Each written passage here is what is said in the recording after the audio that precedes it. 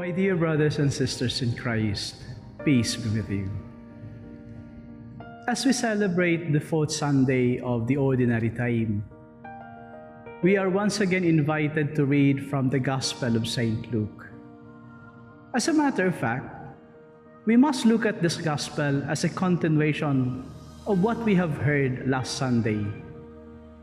The Gospel for today begins by telling us that Jesus told those who were listening to him at the synagogue in Nazareth that the word of the Lord in their hearing was fulfilled.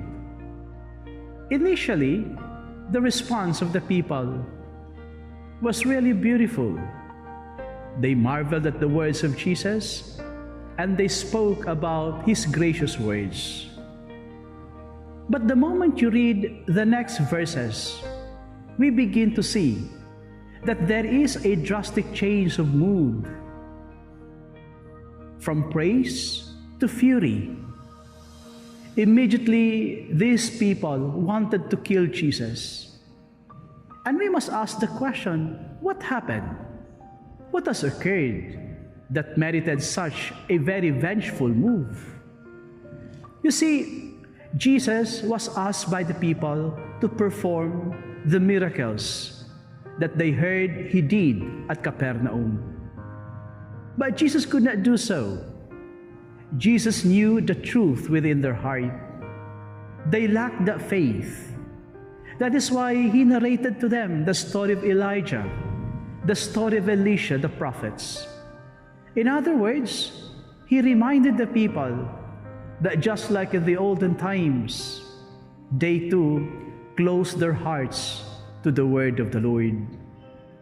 Infidelity, superficiality, these are the characteristics that Jesus saw in the hearts of these people. And that is why these people, they got angry, because Jesus spoke the truth, and they were not that humble to accept the truth of his words. You know, the word of the Lord does not only persuade, it does not only fascinate, it does not only attract. The word of the Lord is also meant to jolt us, to make us uncomfortable, so that we will seek for something deeper, we will seek for something nobler. The words of Jesus to the people of Nazareth were not meant to condemn them. As a matter of fact, it was a reminder that they've got to change their ways. You see, when we listen to the word of the Lord, the truthfulness of how we listen is seen in how we are affected and how we are challenged to live our lives better. The word of the Lord does not only attract, it asks us to wake up from our indifference. It asks us to wake up from our lack of seriousness in keeping his laws, in keeping his will in our lives. The people of Nazareth was not ready for that. Or better yet, they refused such invitation. My dear brothers and sisters in Christ, I think every time we celebrate the Eucharist, we must also remember this. We don't only quote from the scriptures those things that we like. We must also be ready to be challenged, to be awakened by the words of the Lord, even if these words are not palatable to our hearing. Most of the times, those words that make us uncomfortable, they are the invitations of the Lord for us to leave behind our life of sinfulness, to live a life of goodness, and to live our Christian life well.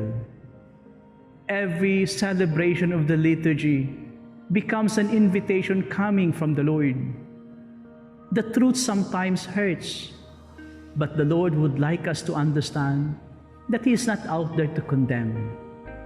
He speaks of the truth so that we will see our foolishness, we will see the many things that we have not done well. And when we open our hearts to him, then he will lead us to the path that truly leads to His kingdom. Our prayer, therefore, may our celebration of the Eucharist and our listening to the Word and our communion with the body and blood of Christ bring us to this realization that Jesus speaks to us in order to renew us. And in doing so, He will also point out to us the things that we need to change.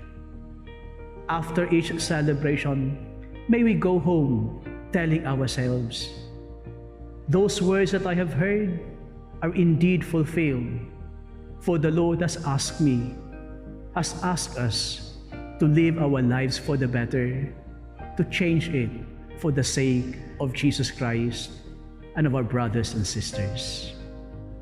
Let us therefore unite ourselves always in prayer and pray continually so that the Lord may send priests who will speak of His word, who will give witness to His love, His forgiveness, and of His call to renewal and conversion. This is Father Ulrich of the Rogationist Fathers, wishing you the peace of the Lord.